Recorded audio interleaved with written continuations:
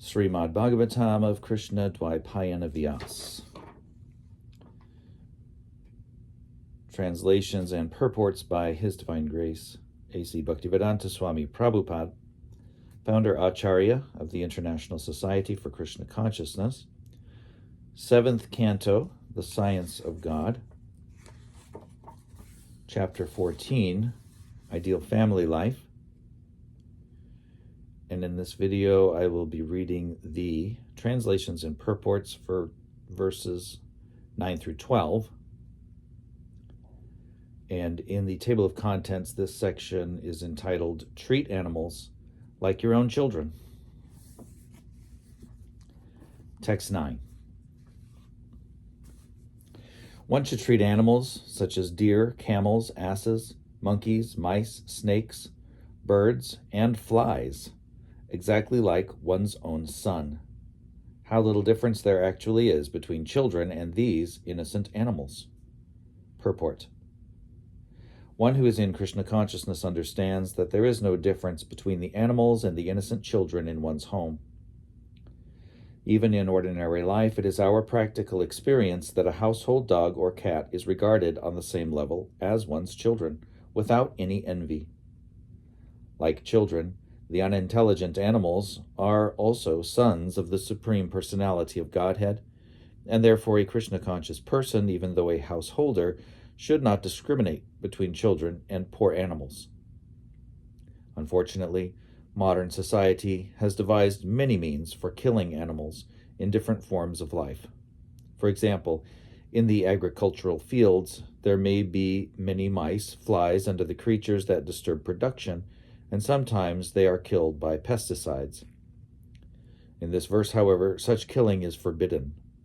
Every living entity should be nourished by the food given by the Supreme Personality of Godhead. Human society should not consider itself the only enjoyer of all the properties of God. Rather, men should understand that all the other animals also have a claim to God's property. In this verse, even the snake is mentioned, indicating that a householder should not be envious even of a snake. If everyone is fully satisfied by eating food that is a gift from the Lord, why should there be envy between one living being and another? In modern days, people are very much inclined toward communistic ideas of society, but we do not think that there can be any better communistic idea than that which is explained in this verse of Śrīmad Bhāgavatam. Even in the communistic countries, the poor animals are killed without consideration, although they also should have the right to take their allotted food with which to live. Text 10. Even if one is a householder rather than a brahmachari, a sannyasi, or a vanaprastha, one should not endeavor very hard for religiosity, economic development, or satisfaction of the senses. Even in householder life, one should be satisfied to maintain body and soul together with whatever is available with minimum endeavor, according to place and time, by the grace of the Lord. One should not engage oneself in ugra karma. Purport. In human life, there are 4 principles to be fulfilled: dharma, artha, kama, and moksha: religion, economic development, sense gratification, and liberation. First, one should be religious, observing various rules and regulations, and then one must earn some money for maintenance of his family and the satisfaction of his senses. The most important ceremony for sense gratification is marriage, because sexual intercourse is one of the principal necessities of the material body. Yanmai tu nadi griha medhi, sukhang hi tuchcham. Although sexual intercourse is not a very exalted requisite in life, both animals and men require some sense gratification because of material propensities. One should be satisfied with married life and not expend energy for extra sense gratification or sex life. As for economic development, the responsibility for this should be entrusted mainly to the Vaishyas and Grihastas. Human society should be divided into varnas and ashrams. Brahman, Kshatriya, Vaishya, Shudra, Brahmacharya, Grihastha, Vanaprastha, and Sannyas. Economic development is necessary for grihasthas. Brahman grihasthas should be satisfied with a life of adhyayana, adhyapana,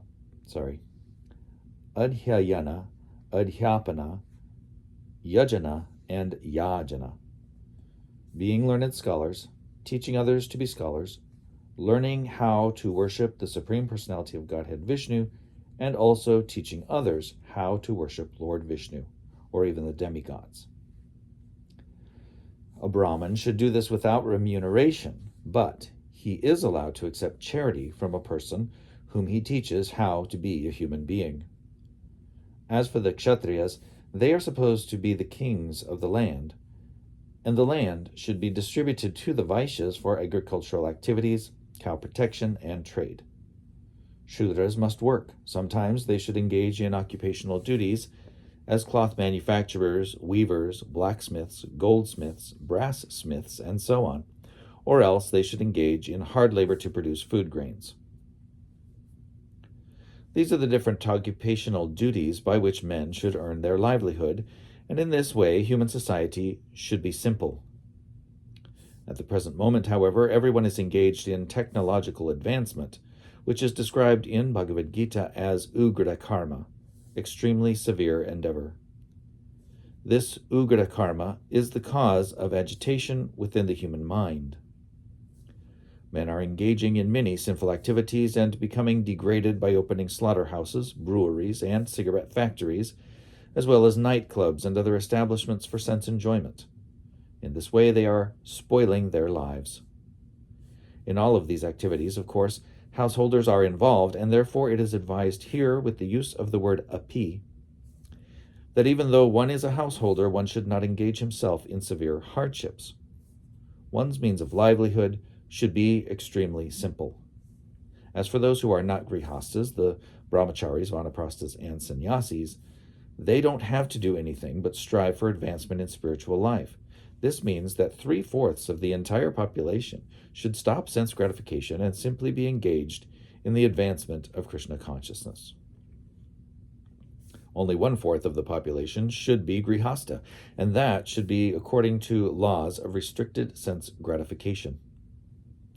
The grihastas, vanaprasthas, brahmacharis, and sannyasis should endeavor together with their total energy to become Krishna conscious. This type of civilization is called Daiva Varnashram.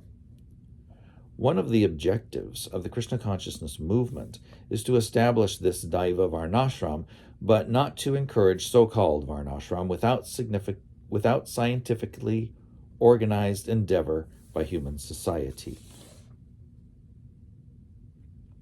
Text 11.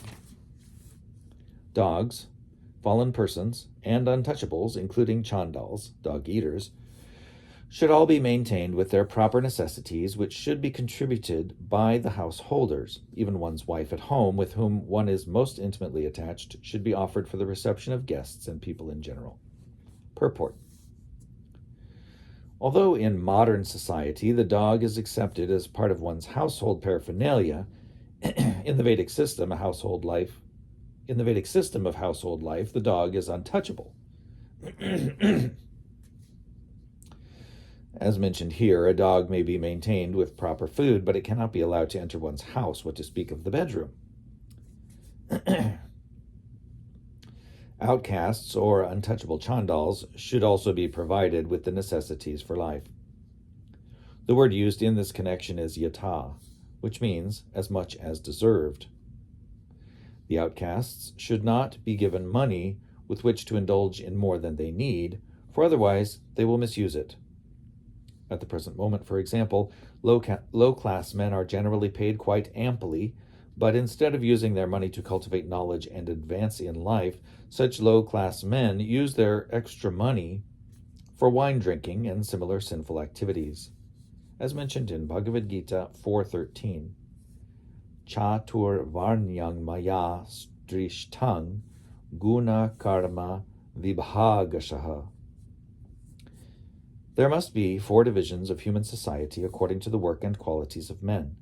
Men with the lowest qualities cannot do any work that requires higher intelligence. However, although such a division of men must exist according to their quality and work, it is suggested herewith that everyone must have the necessities of life.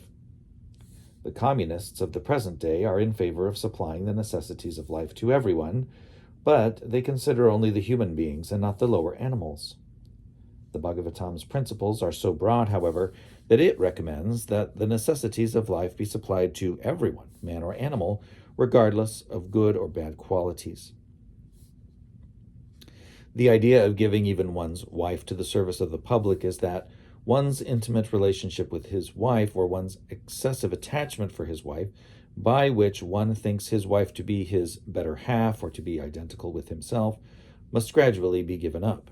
As formerly suggested, the idea of ownership, even of one's family, must be abandoned. The dream of material life is the cause of bondage in the cycle of birth and death, and therefore one should give up this dream. Consequently, in the human form of life, one's attachment for his wife should be given up as suggested herein. Text 12. One so seriously considers one's wife to be his own that he sometimes kills himself for her, or kills others, including even his parents or his spiritual master or teacher. Therefore, if one can give up his attachment to such a wife, he conquers the Supreme Personality of Godhead, who is never conquered by anyone. Purport. Every husband is too much attached to his wife. Therefore, to give up one's connection with his wife is extremely difficult.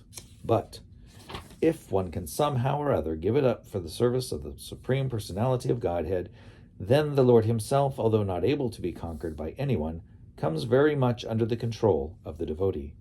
And if the Lord is pleased with a devotee, what is there that is unobtainable? Why should one not give up his affection for his wife and children and take shelter of the Supreme Personality of Godhead? Where is the loss of anything material?